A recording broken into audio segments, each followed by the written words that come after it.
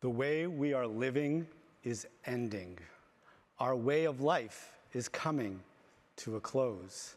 And this is largely because we have not been allowed to have death be a part of our lives. Saying something like that, though all the words are in English, asks me to unpack them a little bit. And my hope is that by the time we have ended our moment together here today, that you will have an idea of what it is that I mean when I say that. I want to ask you a question. Who here doesn't feel lucky to be alive? Who feels the privilege of being in this moment, in this room, with these people, in this moment, sharing this experience? The journey to privilege about being alive in this particular moment is an easy one for us to travel. But there's a second question present there, one that we are not asked to inquire about, one that we are in fact encouraged to ignore. Who here also feels the same level of fortune and privilege that one day, hopefully not too soon, you will also get to die? Most of us, when met with that second inquiry, feel a certain level of discomfort. That discomfort is not personal. It's not about you as an individual. It is a story that we have inherited. For we have been raised in a society that celebrates beginnings, that elevates life, that invites us to gather together in moments of joy and to extend them for as long as we can.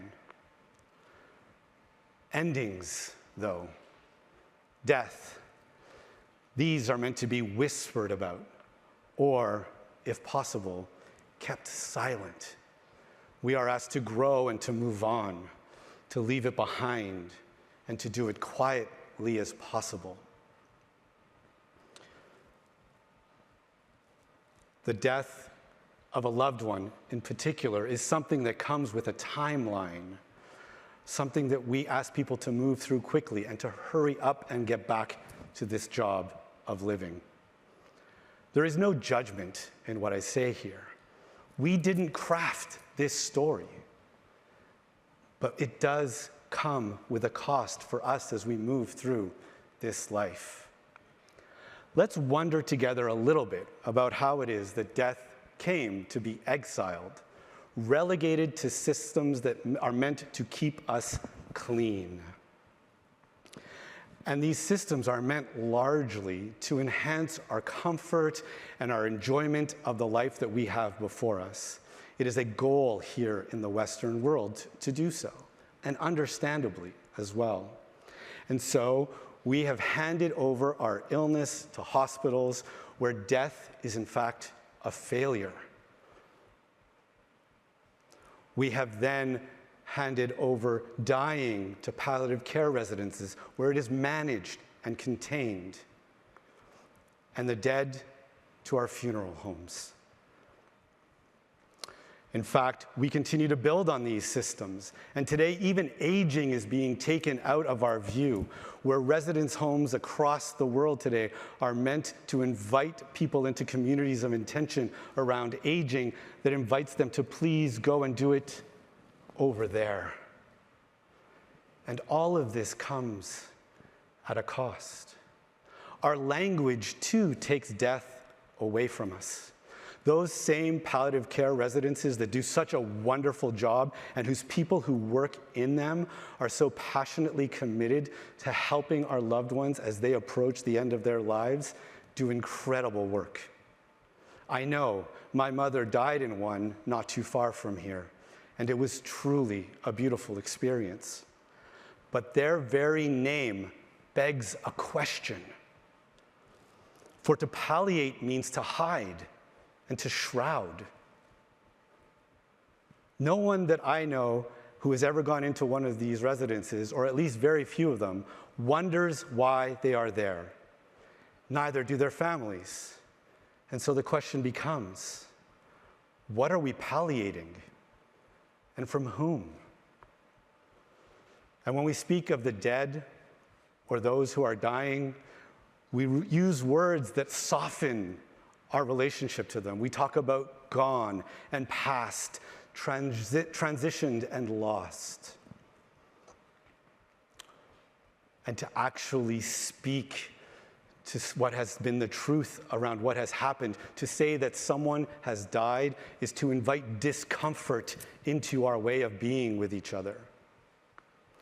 And so here in the West, our dead are lost, never to be found. Our dead have passed. We should leave them behind. Our dead are gone. Let us focus on the living. And today, there is even a whole movement of people that is growing in global momentum around the idea that death itself is a problem to be solved. There are millions of people who are engaged in it. There are billions of dollars invested. And there are real, serious scientists who are devoted to the idea that death should be eliminated, or at the very least, human death should be delayed as long as possible. And I don't say this to criticize their work or their efforts. Every one of us would love to live a long and healthy life as long as possible. I say it to highlight the reality of how far we have become from having an honest relationship with dying and death. It is a relationship that is asking to be recalled into our lives. And so what would it look like to actually wonder about what death might have to offer us, what speaking it into our lives might bring us? The first thing it offers us is, in a world where happily ever after and growth and beginnings are celebrated, they have taken away our capacity to be still, to be slow, to be present in the beauty that is woven into every moment, every breath, every encounter that we come into contact with. The second gift that death might offer us is in how it shapes how we love and how we relate with others. Whether it is the stranger in the street or the people with whom we share our lives, death being present changes the way that we love. We see the other as a flower in full bloom, a moment that captures our attention, holds our gaze, keeps us in wonder, not only because of its beauty, but because somewhere deep inside, we also know that that will end, that beauty must fall in order to make room for what is to come next. And there is a third gift that death might offer us. And this is perhaps the most quietly radical one.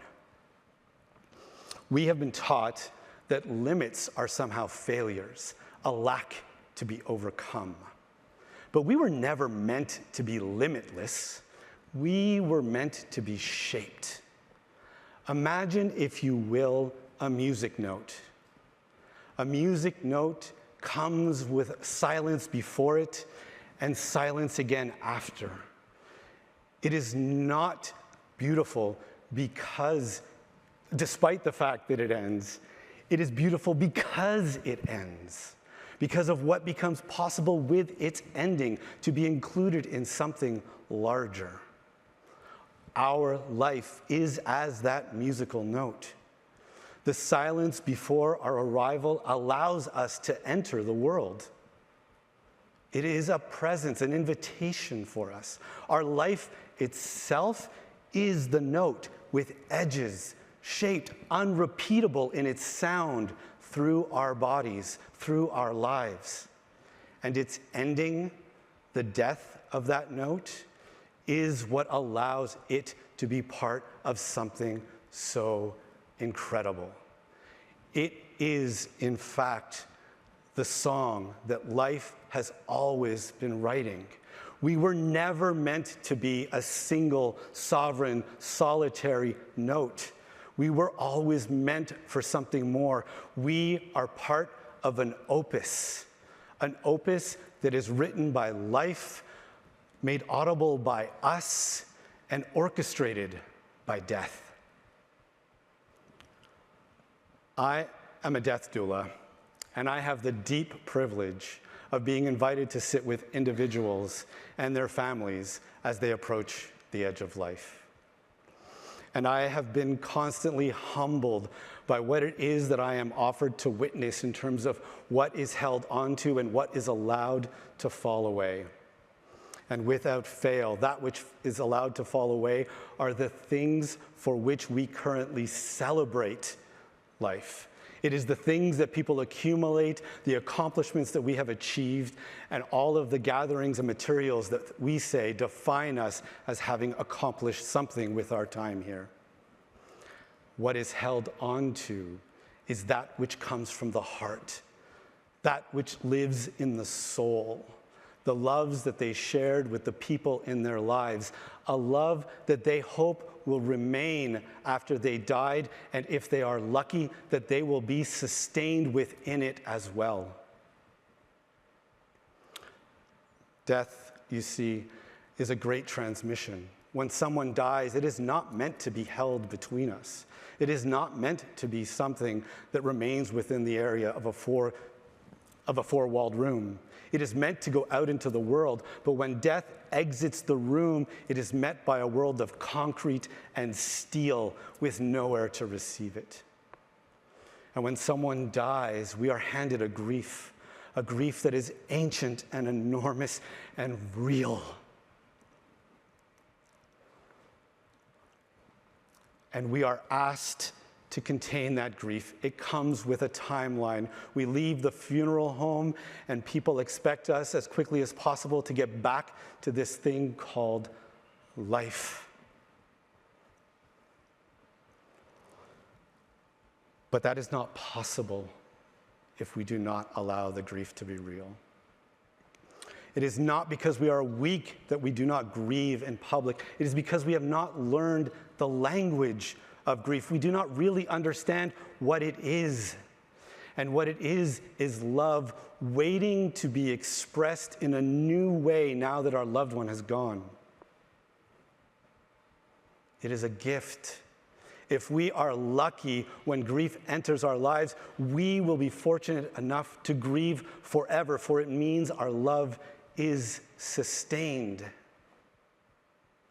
Would that we all be fortunate to be loved and to love in that way. Death is also not something that we can necessarily ignore, try as we might. Living with death is not something for which we should be running from. It does not mean you're obsessed with dying.